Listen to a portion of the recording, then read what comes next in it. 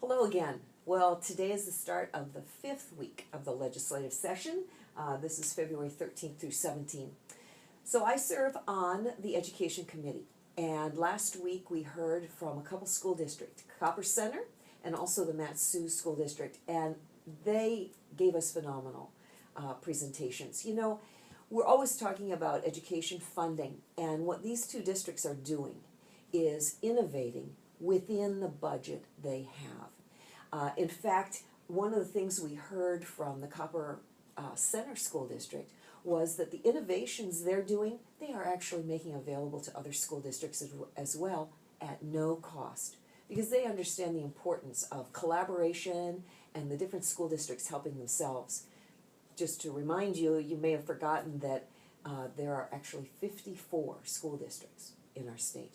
So it's just been some very informative presentations. The crime bill, you know, I hear from folks in the district and outside the district all the time about their concern about crime, and I share that concern. In fact, I want to take a moment to tell you a story.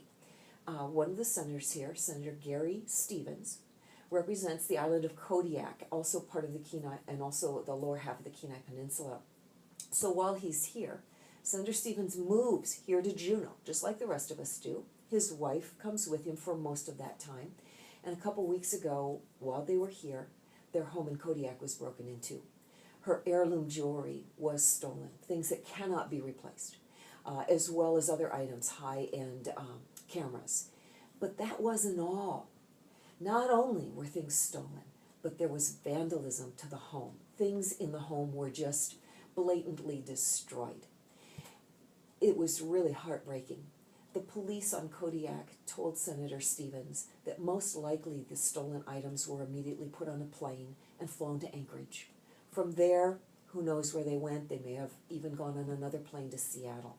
So just want you to know that we don't live in some kind of ivory tower. We also are experiencing what is perceived by many and is documented to be more crime in our state. Senator Coghill has introduced some corrections to the crime bill, which is, I didn't mean that as a pun, but one of the aspects of the changes in the crime bill that was passed last year will increase incrementally those crimes for petty theft. I hear from folks having things stolen out of their yard all the time, but also businesses having small items stolen from their businesses on a weekly basis or even more frequently.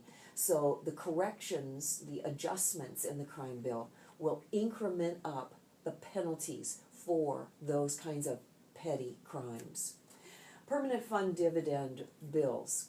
These are actually the earnings reserve account bills. There are actually 3 of them, and we're going to dig into 2 of them in much detail this coming Thursday. You can watch that hearing on your computer at work if you'd like, or at home. We'll send you the link next week in next week's newsletter. So one is the governor's proposal. The second one is Senator Stedman's proposal. So we'll be digging into that and looking at, we want to make sure that we can continue to grow the corpus of the permanent fund. That's the heart of the permanent fund that's preserved in the Constitution, while still using the earnings that come off of it to continue to distribute a permanent fund dividend, and then to use the remainder of the money for filling the gap in state government. The studded tire fee bill. So I do hear from a lot of constituents and folks around the state about this, both for that adjustment in the fee and against it. Just to clarify, that fee has been in state statutes since 2004. It's the result of a study done in 2002, so that was 15 years ago, that documented that studded tires do cause those ruts in the road. They're a major contributor to those ruts. It's not the only cause, but it is a major contributor. Those of you that live in Anchorage have no doubt driven between Anchorage, Eagle River, and the Matsu Valley. You know the significant ruts on the Glen Highway. The Seward Highway between Anchorage and Girdwood, that's our district. Again, ruts in those roads, recently paved areas of the road.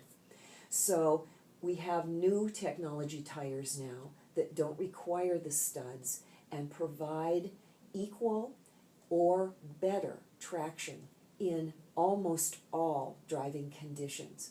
There is ample research out there. Consumer Reports has that same opinion. These tires don't cost significantly more than studded tires.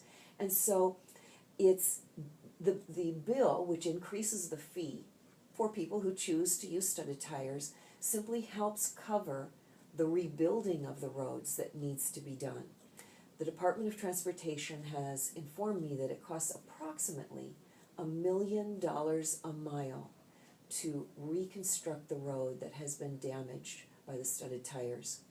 It's not only winter driving that's jeopardized, but in the summer those ruts fill with water, which increases the hydroplaning risks at high speeds, which both of these major highways are. So the bill will evolve as it goes through the legislative process. My purpose was simply to help fill the gap for the Department of Transportation. All of our departments are experiencing reductions as the budget gap needs to be addressed, and so this is another way to help DOT keep that maintenance up. Essentially, we did the same thing for the Department of Fish and Game last year when we raised the hunting and fishing fees. That's another illustration. The Parks Division of the Department of Natural Resources has raised their fees to use our state parks. Again, they are becoming a self-supporting division. They're now about 50% self-supporting. It's a user fee, and it is an increase, but it helps cover the cost of the damage. In any case, thanks so much for watching again, and I'll see you next week.